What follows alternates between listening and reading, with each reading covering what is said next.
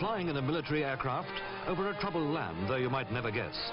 Pathé Pictorial's magic carpet today takes you to the peace and loveliness that so often obstinately punctuate ugliness and brutal strife. You'd never suspect that down the road there were Greek guerrillas sniping at the Turks who were in possession of St. Hilarion, this fairy castle that covers the coastal plain where, the Greeks maintain, these Turks are building an invasion road. This misleadingly tranquil scene is in Cyprus. Cyprus, the island of hate that so often, so quickly reverts to what it began as, the island of love. The island where Aphrodite, the Greek goddess of love, was born out of sea spray on this very beach.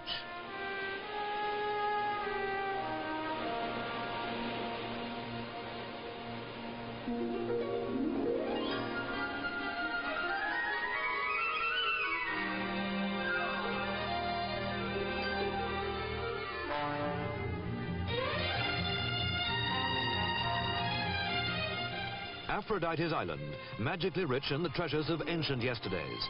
Treasures which 7 years ago lay buried, unsuspected in the sand. The city of Salamis.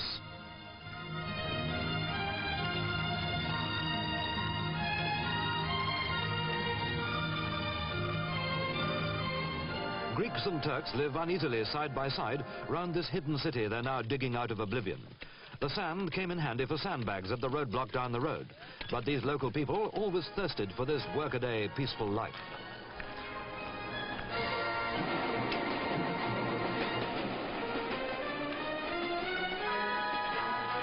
Two years before the British left this island of love turned to hate, they started the diggings that have yielded these incomparable discoveries. And today, the British are not altogether unwelcome. The island is changing again, learning to forget its hatreds. The recent past is being buried, as the remote past is dug up and re-echoed among the Greek craftsmen of Nicosia, working copper as their ancestors used to do.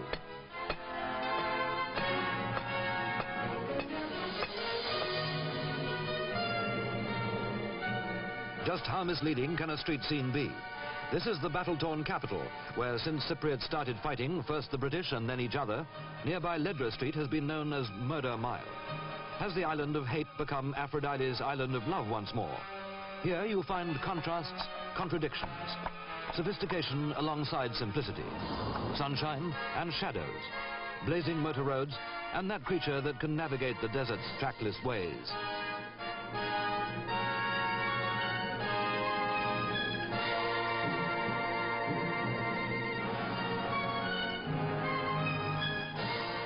East and West, Greek and Turk.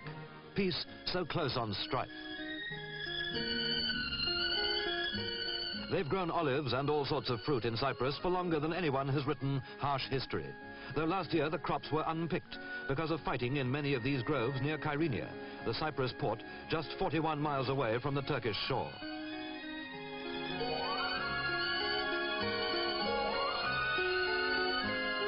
There's the scent of lemons in the air, figs too, and pears, almonds and sesame. Here you get sweet lemons and bitter oranges, as well as the bitter lemons that Lawrence Durrell took as the title of the book he wrote at Bella Pais, the Byzantine monastery, here where he found tranquility and a tree called the Tree of Idleness. A mile away there's been fighting over a cow missing from a Greek farm. But the cow's come back with a calf.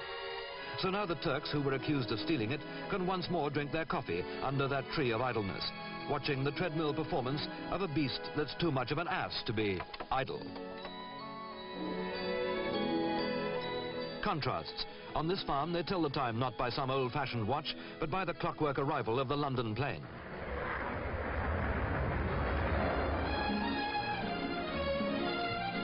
You step off a modern aircraft into all the fun of an old-world fair. Alongside the trouble, there's always a fair or a festival to cushion all signs of bitterness. But always contrasts. In the country, the sheep share the market day bus.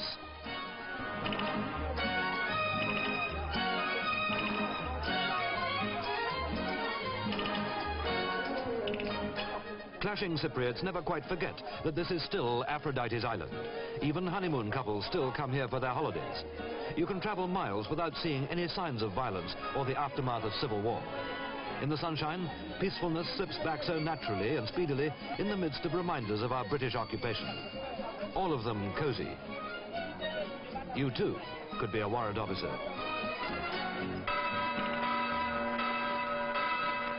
Bells. You hear bells all over this island. Bells beckoning you to a gay fair or a quiet church.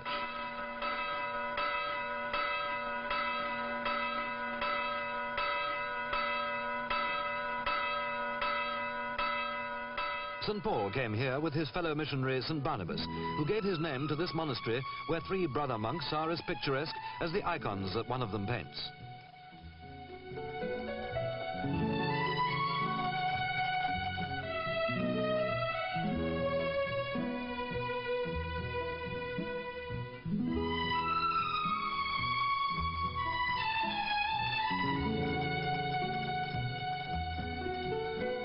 The peace of God and the fighting there's been seems to belong to a different place and epoch. Is the shooting finished for good and all? The only hint of it we see is in the wary tread of these hunters. But it's so often been apt to break out in places like the timeless village where they live.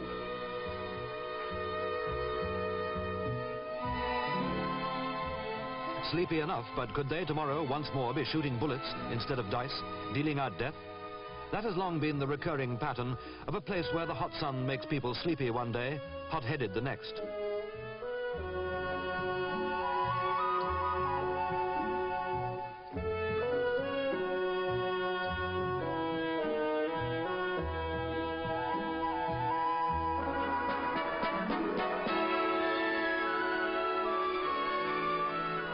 Dismiss it, if you will, as superstition.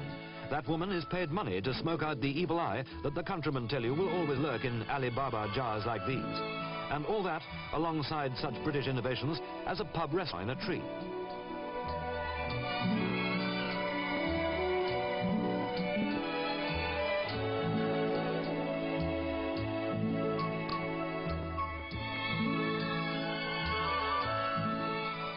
Two worlds meeting and liking it. Aphrodite's island of contrasts and contact, at least for a time. The easternmost island of the Mediterranean, and those policemen could have come from Piccadilly. Still no sign of strife as a gay parade gets underway. There's adulation in the air, the fervent love that can provoke hatred.